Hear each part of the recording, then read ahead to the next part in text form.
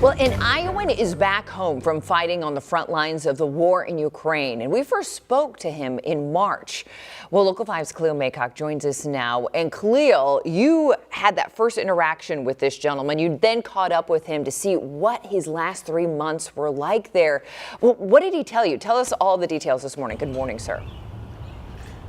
Good morning, Jackie. Well, first he says he's back here, but only for a few weeks because he has to head back to Ukraine to fulfill that contract. But he says he's glad to be here right now because he doesn't have to dodge bullets and be in a war zone. We're getting hit with rockets. I gotta go. That's how my first Zoom interview with Ryan O'Leary started back in March while he was in Ukraine. It was chaotic. This time on Zoom, he was less frantic. It's because he was back on his home turf in Iowa. Being able to sit down and have a conversation with somebody while not getting artillery or hit by, Russian aircraft, it's nice. O'Leary touched down in the Hawkeye State in the beginning of June. The first thing he did was eat. What I have is ribeye steak with a potato. It was food he hadn't eaten since March when he went to Ukraine to volunteer to fight on the front lines. And this is his video from over there.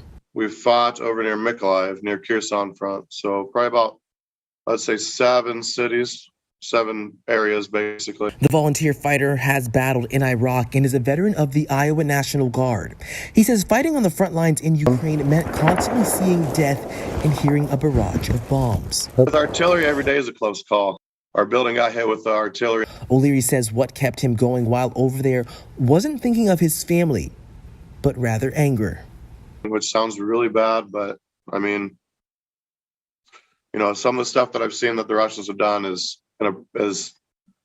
nothing short of a war crime. O'Leary says he is enjoying his time home, but misses Ukraine, his unit, and wants to get back there to finish why he traveled thousands of miles from home. Like, my goal now is to get Russia out of Ukraine.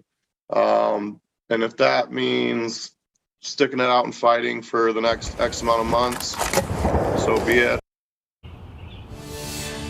Now, O'Leary will be heading back to Ukraine at the end of his month to fulfill that contract. In that contract, he has 8 months left on it.